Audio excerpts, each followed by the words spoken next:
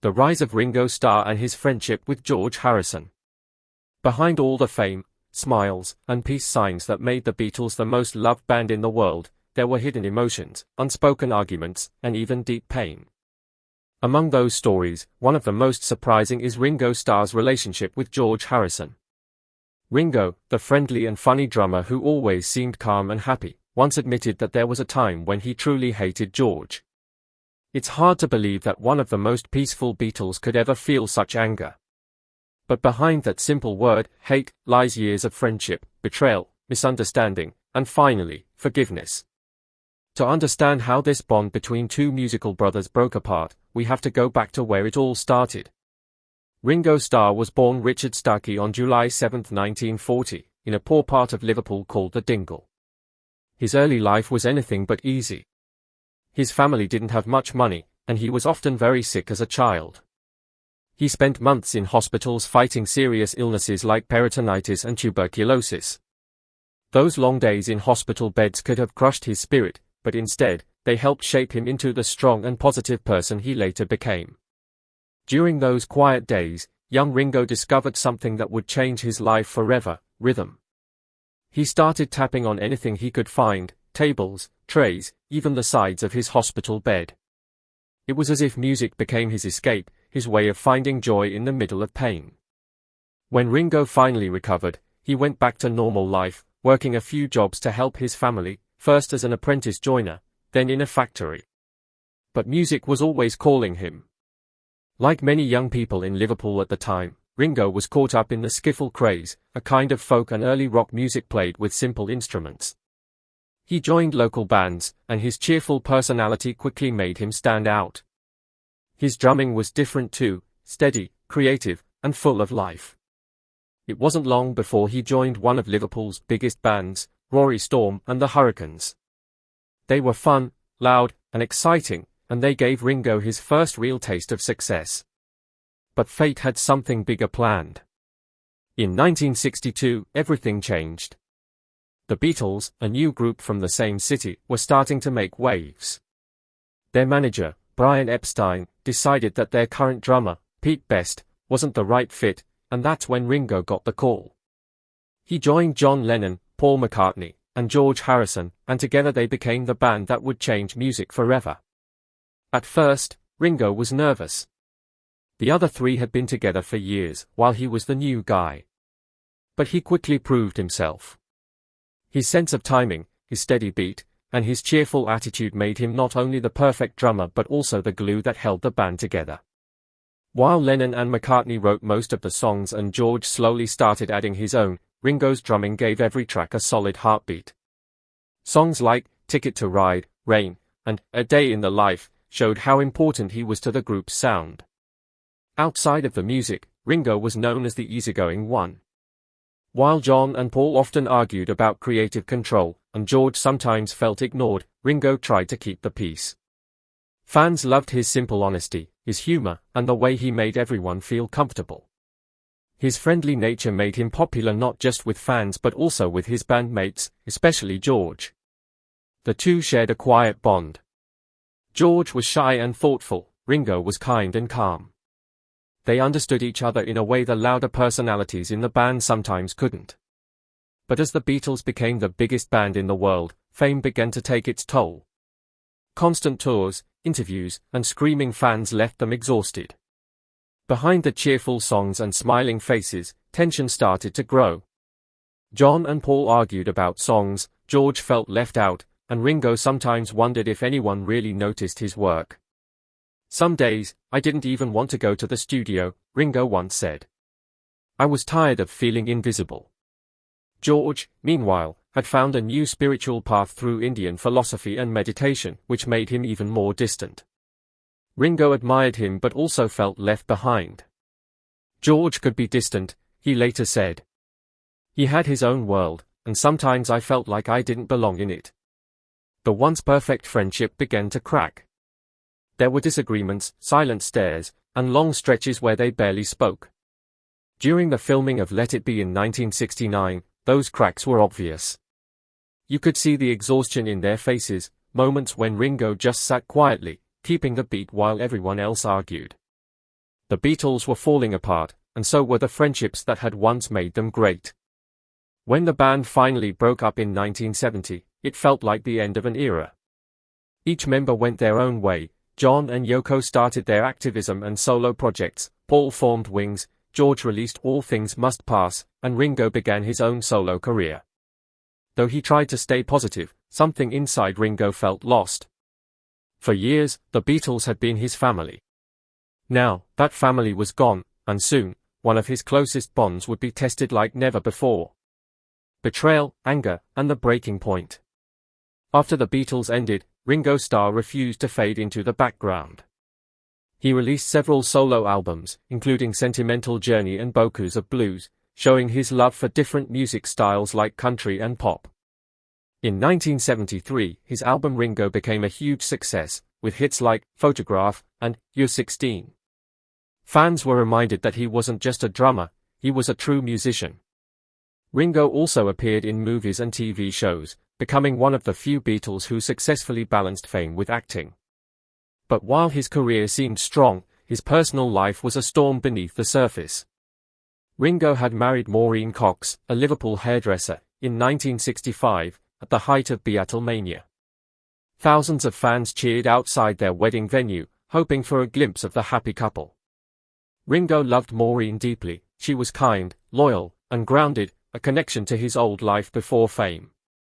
Together they had 3 children, Zach, Jason, and Lee. For a while, they seemed like the perfect family.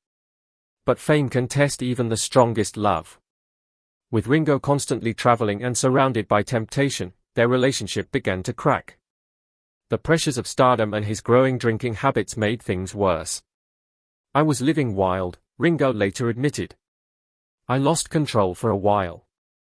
By the mid-1970s, their marriage had grown distant. What came next would hurt Ringo in a way no song could ever describe. Around this time, rumors started spreading that George Harrison, Ringo's bandmate and close friend, had become romantically involved with Maureen. It seemed impossible at first. George was married to model Pattie Boyd, and he had always been like a brother to Ringo. But when the truth came out, it hit Ringo like a thunderbolt. "I felt betrayed," he said years later. "It wasn't just about a woman, it was about trust. It was about someone I thought was family crossing a line you can't uncross." For Ringo, this was more than jealousy. It was heartbreak mixed with confusion. He had looked up to George, shared stages and laughter with him, and now felt replaced by him in the most personal way imaginable. When he confronted George, the conversation was tense. George didn't deny it. In fact, his reaction made things worse. "Well, you know," George reportedly said, "all things must pass." It was a line that echoed his famous album title, but to Ringo, it felt cold and cruel. It sounded like George was brushing it off as just another part of life. Friends who were close to the two men said that Ringo avoided George for months after that. Whenever they were in the same room, the air was heavy with silence. Even their music couldn't bring them back together. "It wasn't something a song could fix," Ringo said. That wound ran deep. For the first time, the drummer known for peace and humor felt genuine hatred. He once admitted, "I hated him for what he did. I really did." It was shocking to hear such raw honesty from someone so gentle, but it showed how real the pain was. During these years, Ringo's life spiraled further. His drinking got worse, and he often drowned his feelings in parties and chaos. Maureen tried to stay strong, but the damage had been done. They divorced in 1975, ending 10 years of marriage. Even after the split, they stayed connected for their children's sake, but that friendship never fully healed either. Maureen later died in 1994 from leukemia at just 48 years old, and Ringo was by her side in her final days. He never stopped caring about her, but the memory of everything that had happened, with her and George, left a lasting scar. Meanwhile, George moved on too. His marriage to Pattie Boyd also ended after she fell in love with Eric Clapton, George's close friend. It seemed like the circle of love and heartbreak among these famous musicians kept turning. The 1970s were full of personal struggles for all the Beatles, but Ringo carried a bitterness that few saw. On stage, he smiled and cracked jokes, but inside, he was still replaying the betrayal. Years passed. Both men grew older and busier with their own lives, but the silence between them remained. Ringo avoided direct confrontation, choosing instead to stay polite in public but distant in private. Fans often saw them together at events or recordings, like the concert for Bangladesh or later Beatles-related reunions, but the warmth they once shared was gone. Still, time has a strange way of softening the hardest hearts. By the 1980s, Ringo had found love again. On the set of the comedy film Caveman, he met actress Barbara Bach, best known for her role as a Bond girl in The Spy Who Loved Me. Their chemistry was instant. They married in 1981, and for the first time in years, Ringo felt calm. Barbara helped him fight his drinking problem, and together they checked into rehab in the late 1980s. Ringo later said, "Barbara saved my life. She helped him rediscover peace, self-control, and meaning." Slowly, the anger he had carried toward George began to fade, not because the past was forgotten, but because Ringo was finally learning to forgive. Forgiveness, healing, and the final goodbye. As the years went by, Ringo Starr's life became more peaceful. He continued making music, performing with his all-star band, a rotating group of famous musicians who joined him on tour. His shows were full of energy and love, mixing Beatles classics with his solo hits. He became a symbol of positivity, always ending his concerts with his signature words, peace and love. Fans admired not just his music, but his spirit, a man who had survived hardship, fame, and heartbreak, yet still chose kindness. But deep down, one chapter of his life remained unfinished, his friendship with George Harrison. George had also changed over the years. He focused on his solo career, spiritual growth, and quiet life in the countryside. While he still occasionally worked with the other Beatles, he preferred peace over publicity. Then, in the late 1990s, terrible news spread: George had been diagnosed with cancer. Suddenly, the things that had once caused anger didn't seem to matter anymore. Life had moved on, and both men had aged. The bitterness of the past seemed small compared to the reality of time running out. Ringo decided to visit George. It wasn't an easy decision, years of silence stood between them. But when he entered the hospital room, all the noise of the past faded away. There was no fame, no pride, no hurt, just two old friends who had shared a lifetime of memories. "I told him I loved him," Ringo said later, holding back tears. "After everything that happened, I realized love was stronger than hate. I didn't want to leave this world with that pain between us." George, weak but smiling, reached out and took his hand. For a few quiet moments, they just sat there, two men who had once been brothers in music, now brothers again in peace. George Harrison passed away on November 29, 2001. When Ringo heard the news, he was heartbroken. During interviews, he struggled to hold back his emotions. "George was my brother," he said softly. "I might have hated him once, but I never stopped loving him." Those words summed up decades of friendship, pain, and forgiveness. The story of Ringo and George isn't just about two famous musicians, it's about human emotions, love, jealousy, anger, and healing. After George's death, Ringo often spoke about how short life is and how important forgiveness can be. "You can't carry hate around," he said. "It just weighs you down." That belief became part of who he is. His music, his interviews, and his art all reflect his love for life and his hope for peace. In 2018, Queen Elizabeth II knighted him, officially making him Sir Richard Stuckey. It was a long overdue honor for a man who had given so much joy to the world. But for Ringo, the real achievement wasn't the title, it was surviving everything life had thrown at him and still being able to smile. Ringo and Barbara Bach have now been married for more than 4 decades. They spend their time between homes in England, Los Angeles, and Monaco, living a quiet life focused on family, health, and charity work. They support causes for addiction recovery, the environment, and peace, values that reflect what Ringo has learned from his past. His famous phrase, "peace and love," isn't just something he says, it's something he truly believes in.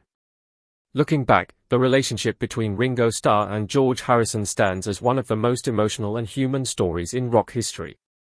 It reminds us that even people who seem perfect from the outside struggle with anger and betrayal. They fight, they make mistakes, and they hurt one another, just like everyone else. But what matters most is what happens after. Ringo's decision to forgive George, even after such a deep wound, shows the power of letting go. It's proof that love, no matter how broken, can still be repaired. Their story also teaches something about friendship. The Beatles weren't just bandmates, they were brothers. They fought like brothers, loved like brothers, and in the end, forgave like brothers. When the music stopped and the lights faded, what remained between them wasn't fame or money, it was connection. A shared history that no argument could erase. Today, when Ringo walks on stage and waves his hands in peace signs, people see a man who has lived every shade of life, from the darkest pain to the brightest joy. He's a living reminder that no matter what happens, kindness always wins in the end. And perhaps, somewhere beyond this world, George Harrison is smiling back, proud of the friend who found peace after all the storms. Because in the end, the message that both men left behind is simple and powerful: love is stronger than hate. Forgiveness is greater than anger. And even after the hardest times, the heart always finds its rhythm again.